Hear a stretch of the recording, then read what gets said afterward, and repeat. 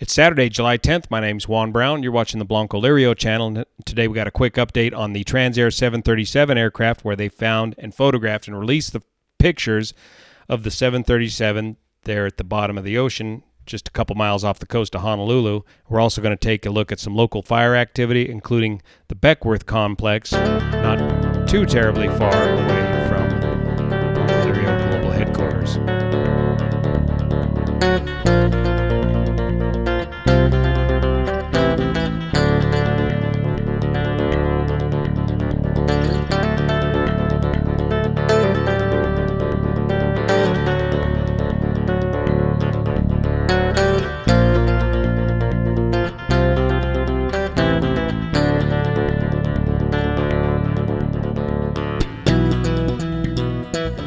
We got some amazing new photographs released by the NTSB of the wreckage of the 737 at the bottom of the ocean, about 400 feet deep, about 2 miles off the coast of Honolulu from the ditching the other night, the successful ditching. But the ditching was so severe that it broke this aircraft apart. Of course, the radome, that front part of the nose of the aircraft, that's fairly weak. It's not a real strong component, so it's no surprising to see the nose of the aircraft knocked off, but to see the whole front end of the aircraft completely torn from the airframe just gives you a good indication of how tremendous this, how hard of a ditching this was, how hard of an impact it was on ditching.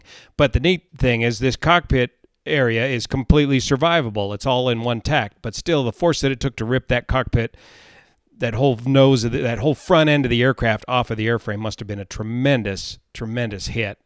It's just amazing these guys survived. Here's the rest of the airframe where the nose got ripped off of the airframe right at the leading edge of the wing.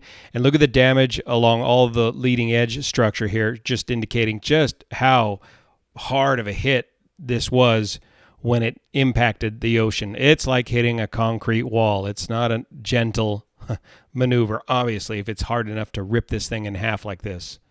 So very, very lucky for these guys to survive. Somehow they got out of that cockpit through the broken wreckage there and were rescued, if you watch the videotape of the rescue guy's interview, and were found hovering around the tail of the fuselage just moments before this aircraft sank.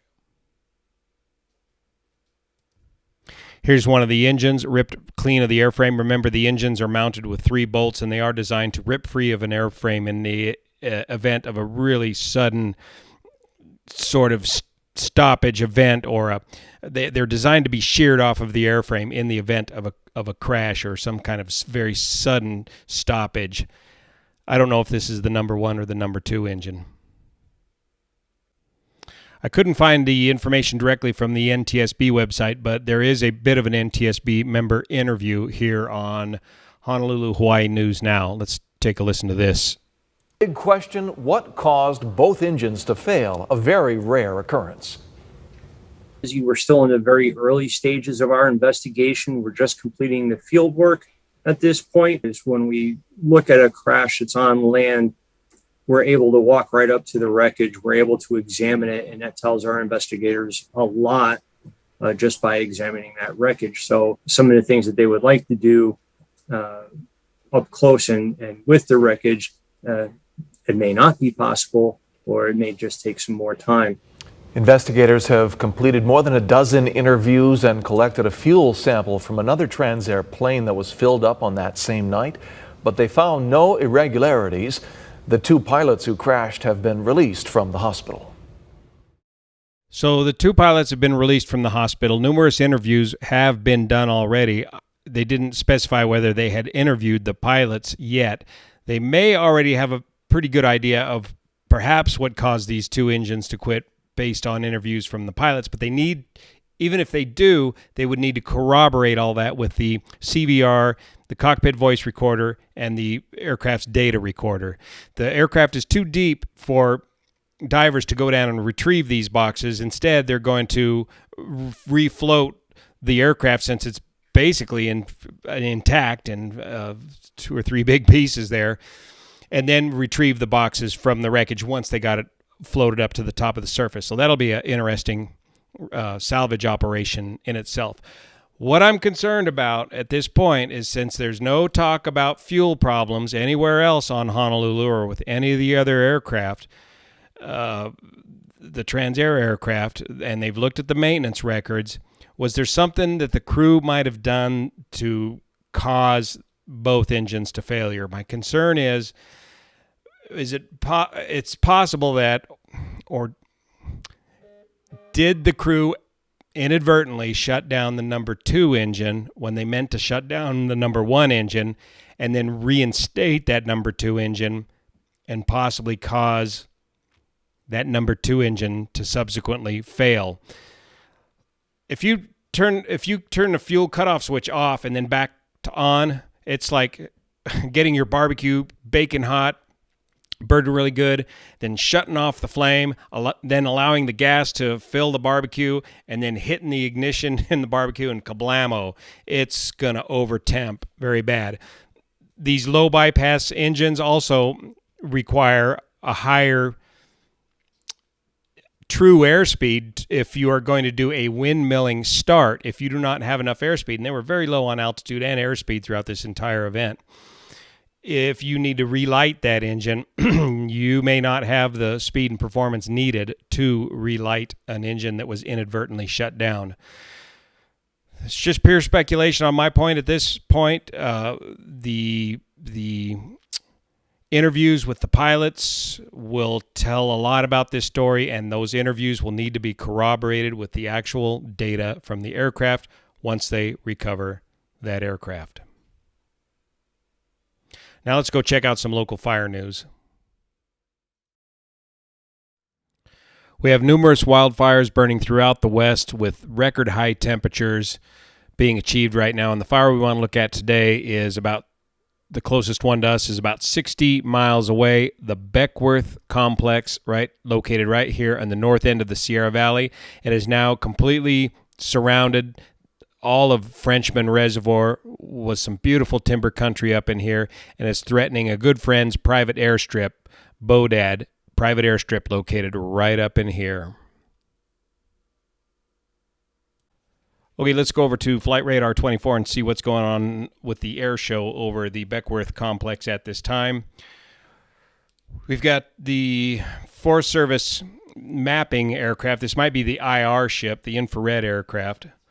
A King Air operating out of Reading. We've got another King Air.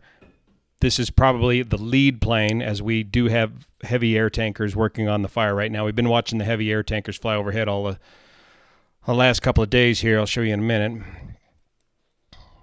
We have Hotel Bravo Aero Commander. This is your air attack aircraft up high over the fire, directing the entire show. So he's up high. The lead plane is the plane that's down low, leading the air tankers in on the drop. And now let's go see where the air tankers are. They've been operating out of Sacramento, McClellan Air Force Base. And check this out. Here's MAFS 4.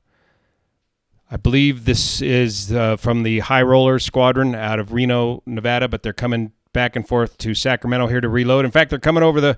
Pete, run outside quick. Go tell me if you see a 130. Can you hear it? I think I can hear it. It just passed by. We've been listening. Yeah, you can hear the distinctive roar of the C-130s as they've been coming right over the Blanco Lirio command post here. And here's tanker 911 right in front of them. That's the DC-10 tanker, also both coming out of McClellan. So they're beelining it right up here for the Beckwourth Complex. They'll be picked up by the lead plane. Okay, here's the lead plane that's going to pick up the air tankers, and you can get an idea of what their tactical plan is right now with this fire. It looks like they've been working this edge of the fire. As this fire backs down out of these mountains to the south towards Chilkoot, it's starting to getting into some residential areas. So they're working this right flank of the fire. The source of this fire was right here, Sugarloaf Peak, and it's heading this way to the north and to the east. And it also looks like they are working the left flank of the fire here just south of Dixie Mountain, as there's some more vacation residence over here. Tanker 911 coming into the scene now. So this fire has been going since the 2nd of July, a lightning strike on Sugarloaf Peak. And the sad fact is they just about had this fire possibly licked here right around the Sugarloaf Peak area early on into the fire's history, but it has since escaped and is now up to 55,000 acres and is completely surrounded Frenchman's Reservoir, Frenchman's Lake. And what's particularly sad is our dear friend Bo has a beautiful private airstrip up here at the 6,000 foot elevation located right here below Bloomer Lake Road. And it looks like his airstrip and his hangar and his house is right on the left flank edge of this fire. So he is at risk of losing everything at any time now with this fire. Just last night, it was not even up to this high above Frenchman Lake, and this latest blowout on the left flank has just been the last 24 hours approaching Bodad Airstrip. Let me show you on the sectional chart here what I'm talking about. There's Bodad Airstrip. Again, this is the TFR, not showing the fire boundary.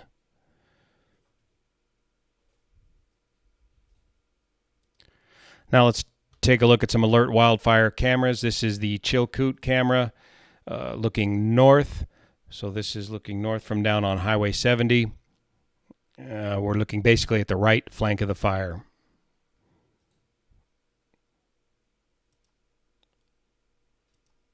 Schaefer Mountain looking south.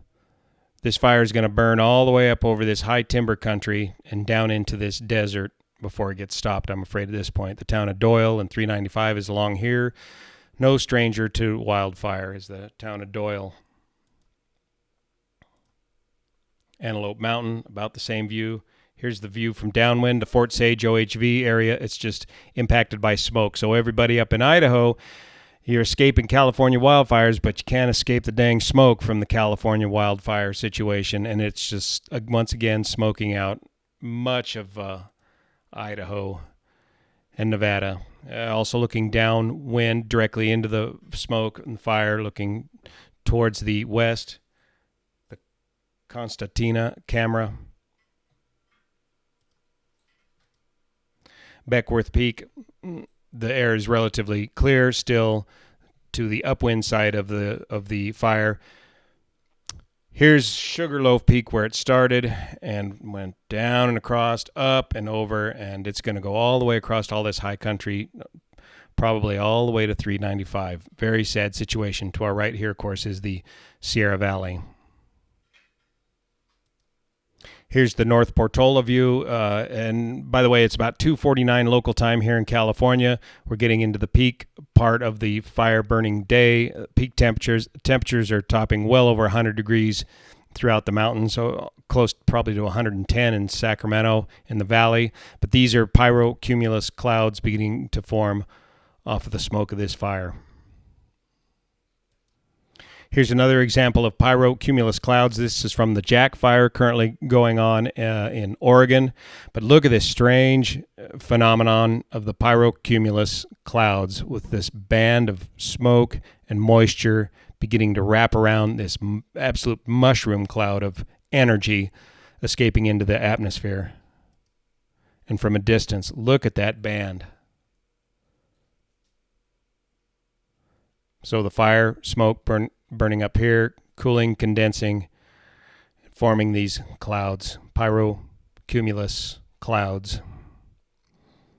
Eventually, these can get big enough to form their own lightning storms. As you can see, there's plenty of wildfire activity throughout the West. Some of these incidents are small and some are quite large. The sad fact is the Forest Service assets are spread very thin, and this is only, July the 10th? This kind of fire activity is not normally seen, or at least in the last previous decades, until August or September. So we're seeing late summer fire activity here in mid and early July. So that's your Transair 737 update from the Blanco Lirio Global Headquarters, plus your local fire update on the Beckwourth Complex and some of the other fires spread throughout the western U.S. here. Thanks so much for your support of this channel, especially over on Patreon, that makes this content possible. See you here.